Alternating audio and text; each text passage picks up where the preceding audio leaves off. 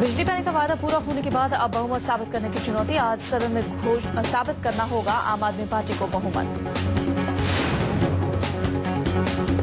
केजरीवाल सरकार के आज विश्वास मत हासिल करने से पहले कांग्रेस ने किया अपना रुख साफ। कांग्रेस आप सरकार को रखेगी समर्थन जारी।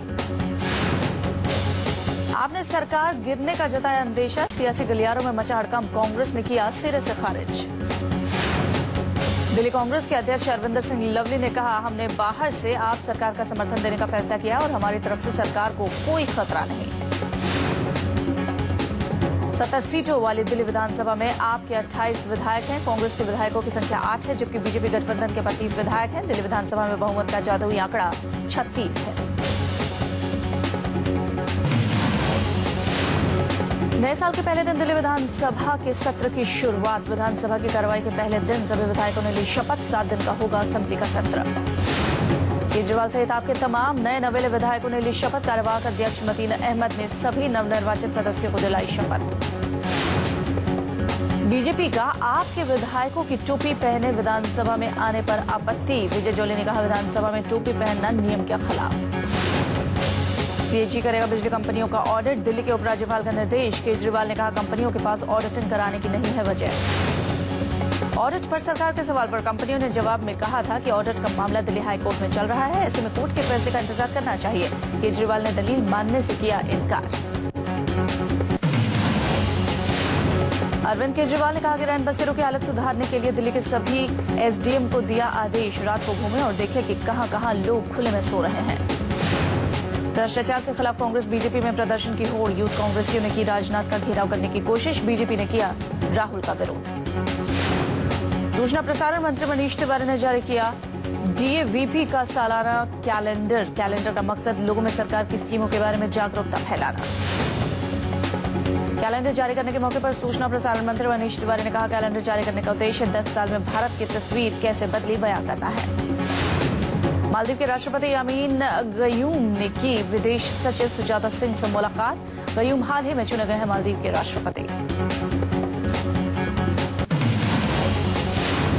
नए साल के पहले दिन ही लोगों की जेब पर बढ़ा भार। 1 जनवरी से गैर सब्सिडी वाले एलपीजी सिलेंडर की कीमतों में 22 रुपए प्रति सिलेंडर की बढ़ोतरी। साल में केवल 9 सिलेंडर ही सब्सिडी दर पर, बाकी सिलेंडर की कीमत बाजार मूल्य के हिसाब से की जाएगी। गैर सब्सिडी वाले 14.2 किलोग्राम वाले गैस सिलेंडर की कीमत हुई 1,241 रुपए प्रति सिलेंडर। पहले एलपीजी सिलेंडर की कीमत थी 1,021 रुपए प्रति सिलेंडर।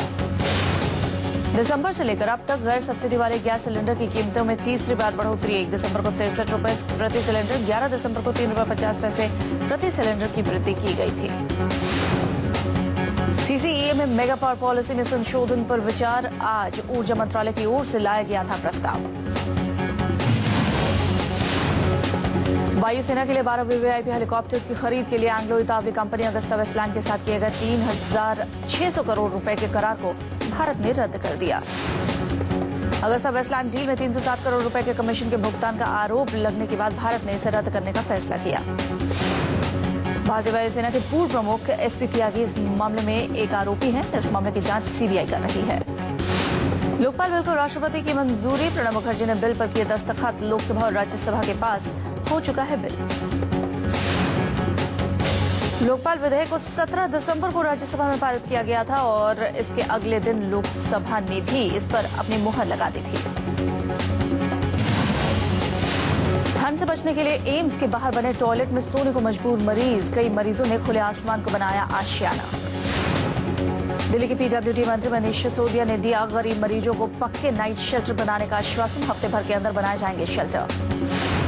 आंध्र प्रदेश के प्रकाशम जिले में नए साल पर पहले पूजा को लेकर आपस में भिड़े 2 दलों के कार्यकर्ता। 50 से भी अधिक लोगों को लगी गहरी चोट।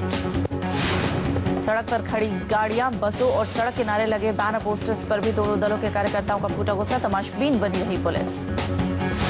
पुलिस ने किया कार्यकर्ताओं पर लाठीचार्ज। हालात पर काबू पाने के लिए लगाया गया कर्फ्यू। दोनों गुटों के लोग तेलुगु देशम पार्टी और जगनमोहन रेड्डी की वाईएसआर कांग्रेस के सदस्य। बंगाल के 24 परगना में गैंगरेप की पीड़ित लड़की की मौत। 7 लोगों ने बनाया था हैवानियत का शिकार। पिता का इल्जाम, इलाज में हुई लापरवाही। नाबालिग गैंगरेप पीड़ित की खुदकुशी के बाद विरोध प्रदर्शन का सिलसिला शुरू। टीएमसी लेफ्ट आमने सामने। 24 परगना के मध्यम ग्राम की रहने वाली नाबालिग की उसके घर से कुछ मीटर की दूरी पर गैंगरेप किया गया। बुरी तरह घायल लड़की रेल की पटरी पर बेहोशी की हालत में पड़ी मिली।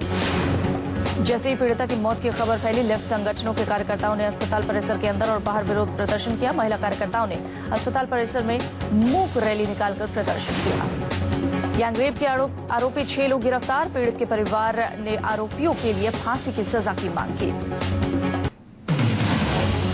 नोएडा पुलिस का EXL कंपनी किडनैपिंग केस सुलझाने का दावा।